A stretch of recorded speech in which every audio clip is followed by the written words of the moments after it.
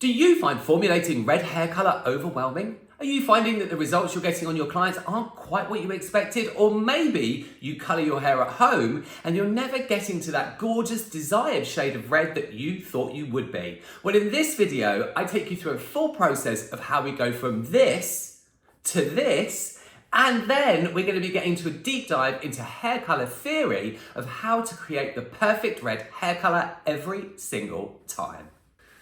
Hello and welcome to the world of Craig. Yes, that's me, I'm Craig, and this is my channel where we get into... what do we do? I forgot then. Hello and welcome to the world of Craig. Yes, that's me, I'm Craig, and this is my channel where we get into all things hair and sometimes a little bit of beauty. How quickly can I do that and just do it in one breath? So you've already seen from the other intro, the sensational intro, that this is all about red hair colour. I did a video before Christmas that was all about how to pick the perfect toner, and a lot of you really loved that and enjoyed it, and thank you so much for all the positive feedback and for all of your engagement and your wonderful comments. Did you know if you leave a comment, I will always reply to you? Always, always, always. Can't give out specific formulas because I can't see you and see your hair in person, but I do answer all of your questions and I do reply to all of your comments. Love them. Thank you so much again for all of your support. So in this video, we're going to be getting into how to create red hair colour. Things like this on the gorgeous Ella that I created recently. Now, this video has two parts to it, and the first part of that is this process. So I'm going to show you exactly what I did with formulas. Yes, this was Shades EQ Gloss on Ella's hair, but we're going to be talking about permanent colour as well. So we're going to come back to that after we've had a look at Ella's process. Let's start off by having a look at our canvas. Ella has the most beautiful hair, and you can see here that she has a bit of a regrowth from some pre-lightening we did to remove an unwanted home colour that was quite purple about 8 months ago. Since then, she's been a rich, deep brunette, but now it's time to introduce a soft cherry cola hue.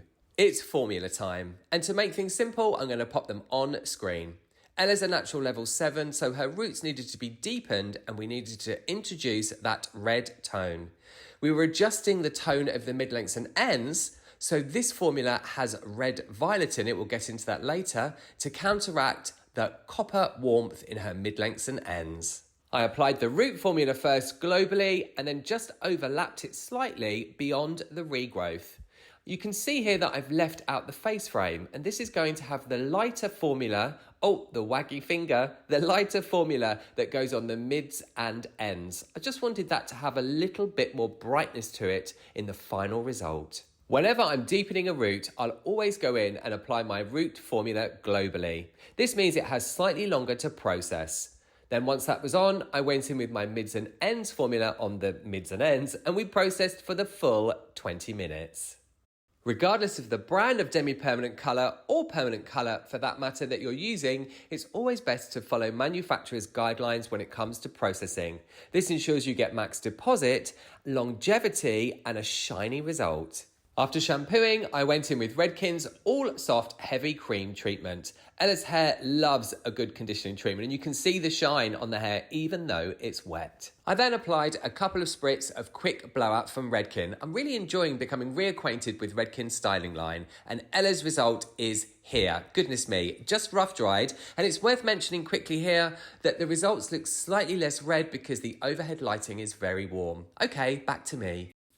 Hello, yes, I'm back. It's me, non-voiceover Craig. So, that was Ella's gorgeous process of her new kind of soft cherry cola red.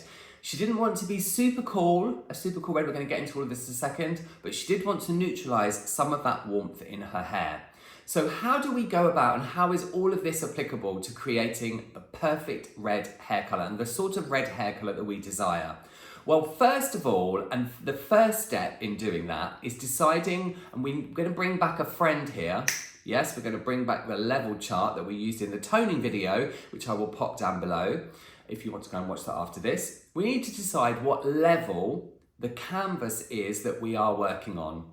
And I'm just going to give a bit of a caveat here that everything I'm about to share with you is applicable to permanent colour or demi-permanent colour. But what I will say here is, and I want you to remember this, is that permanent colour does not lift permanent colour. So tint does not lift tint. So when I'm talking about permanent colour in this video, it will be about whether you want to deepen something or if you want to neutralise warmth or make something warmer. So whether you want a cooler result, a warmer result, or a deeper result. It won't be about getting a lighter result, okay? So, first of all, you need to decide what level you are. Ella's natural colour, her natural root colour that was growing out, she has some lightener in her hair. Her natural base level is around a level 7 and she's naturally quite cool, actually. She really isn't that dark. So I needed to use those 2 formulas that you saw in the process, okay? And then her mid-lengths and ends were kind of a warm level 7 and in some places they're kind of like an 8. And it had faded previously. And so I needed to neutralise that warmth to make her that soft cherry cola colour. So that was the levels that she was, and I decided that before I started mixing anything up. And trust me, if you do that when you're formulating any hair colour, excuse me, I still have this terrible head cold that just won't go away, but I'll get there. I'm fine. I'm feeling fine. If you decide what level you are and what level you want to be, I wanted Ella to sit around a level 6 with her final result, then it makes things so much easier.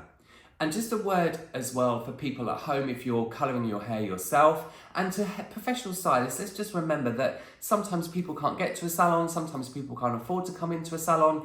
Colouring your hair at home is completely fine. It doesn't replace professional stylists. But it might be controversial for you to know that 70% of hair colouring is done at home. So let's not be mean about box dyes, okay? Video coming soon on those. But the numbering systems that hair colours that you buy from the chemist, the drugstore, the supermarket, online, they do correspond often with this chart. I don't know enough about how they are numbered in order to give you more advice, but they do kind of correspond. And some brands have slightly different charts, but this is a system that is used by most brands.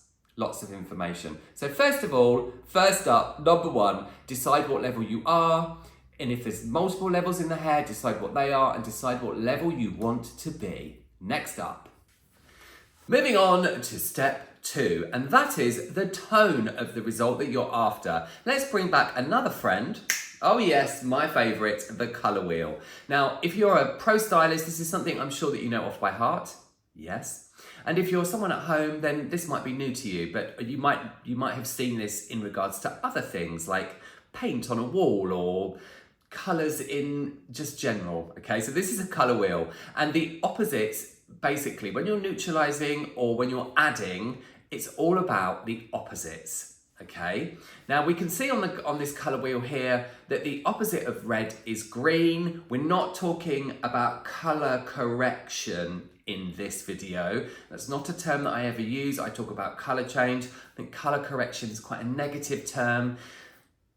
And I think often a lot of people say, oh, that's a colour correction you need, because they like to kind of big themselves up. That's just my own personal opinion. All opinions are my own. So I like to use the words colour change.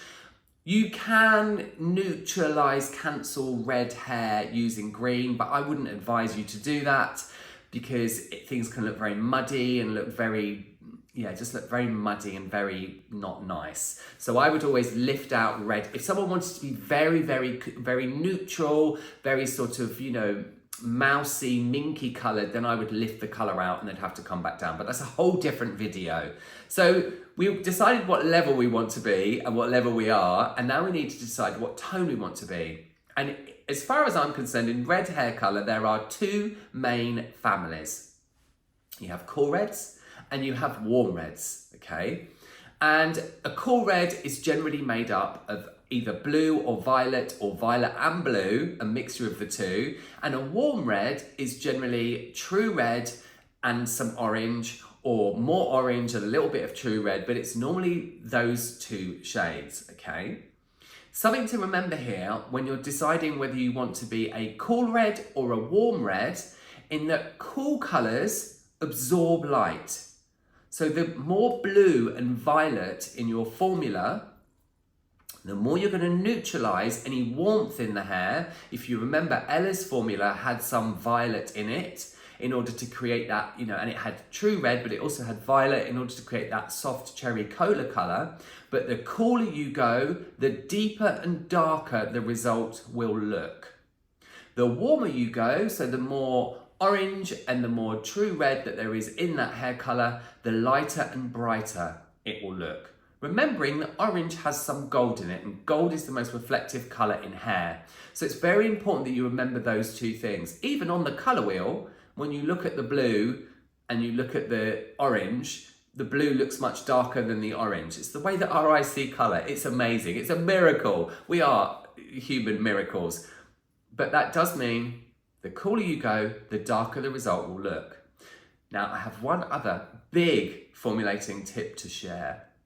So what exactly is my final tip when you're creating the perfect red hair color for yourself or for your clients? And that is to use a formula, so your final formula, that is on the same level or deeper than the canvas that you are working on. So that means if you're a level 5, then you want your formula to be a level 5 or below. If you're a level 7, then you want your formula to be a level 7 or below, etc., etc. Why? Well, this video is all about creating red hair color, and we've already decided that red hair color is either cool or warm. I think I've got that right. Cool or warm, okay? And most people, if you're trying to change up your hair color, your hair will either be cool or warm to start with. And say you want it to be, say your hair color is warm and you want it to be slightly cooler. If you use a formula that is cool, but you're a level 6 and you use a formula that's a level 8, it won't have enough of that cool pigment to neutralize the warmth. I hope that makes sense. There are other videos here in my hair color theory playlist that go into all of that, but I call it formulating on or below the level. So say for instance, you have somebody whose hair is slightly cool, it's been coloured before, it is, let's say it's a level 6, and it's got a slightly cool reflect, but you want to make it warmer. Then the formula needs to be on a level 6 or below, and it needs to be quite warm if there's already some cool blue or violet tones in the hair in order for you to see that warm reflect. So that's it. In that, the same principles apply when you're toning very light blonde hair, for example. If you're making icy blondes and someone's a level 9 and you make a formula that sits around a level 11, you're not going to cancel all of that yellow out of the hair. So without getting confusing, because that's all about blondes, which there are many videos about here on my channel. So it is all about, with red hair, whether it's a cool red or a warm red, it is all about formulating on the level or below. And like I've already said, permanent tint does not lift permanent tint. Some brands will tell you that it might lift a little, but it doesn't really lift because you've deposited pigment into the hair. So that's a whole different ball game, and that you need to remove color, etc., etc., etc., which we're not going to get into here because that might confuse some people. So formulate on the level or below to get a true result and to cool something up, cool something up, cool something down, warm something up. And just finally, before I say goodbye, a couple of other points. These rules apply, rules, are there rules in hair color? Not really, but there are principles and there is theory of color and how hair color works. What we've talked about works regardless of whether you're using a demi-permanent color of any brand or a permanent color of any brand, okay? So it's regardless of what brand you're using. Always follow manufacturer's instructions. It might be interesting for you to know that a lot of pigment in permanent colour, so tone, the tonal value, and in demi-permanent colours, isn't deposited until the final bits of processing time, the final chunk, if you like, of processing time. So please process things following manufacturer's guidelines. If you're using heat on a colour line, that kind of gives you guidelines not to use heat, that can change the tonal value of the hair color, and it can also make the hair color fade. Some permanent hair color lines, semi-permanent colors, are completely cool and kosher with you using heat, but every hair color line is different. Follow the guidelines is basically what I'm trying to say in a nutshell. And to recap what we've said, decide what level you are or the client is, decide what level the client wants to be or what level you want to be. Then decide whether you want to be a cool red, which is going to be blue-violet based, or either of those two shades, or whether you're going to be a warm red, which can be a true red pigment, you know, that kind of bright red, or an orange pigment, which can have gold in it. Decide which of those two you want to be. Formulate accordingly for best results, whether you're neutralizing or warming up the hair. Formulate on the level or a level below. Simple. So that's it for this look into how to formulate the perfect red hair color every single time. I hope you've enjoyed this video and found it helpful. If you have, you know exactly what to do. You subscribing to my channel and liking this video and leaving a comment really helps me out because it tells me what you want to see here on my channel. And also the algorithm on any digital platform is crackers. So it really helps with that, with the visibility. And at the end of the day, everything I put out, all my education on any platform is completely free from me to you. So if you did enjoy it, you know exactly what to do. There's lots more of my hair day to day and my general day to day on my Instagram, which is on screen again now. And that just leaves me to say, oh, before I forget as well, at the end of this video, on the end slate, once my face is faded out, I will leave you my hair color theory playlist, and there'll be a video as well that is related to this one. So of course, once my face is faded out and the music's kicked in, you can click on those and go and have a look and see what else is here on my channel. A huge thank you for watching this. I appreciate you all so much. You all take lots of care, and I'll see you all in the next one.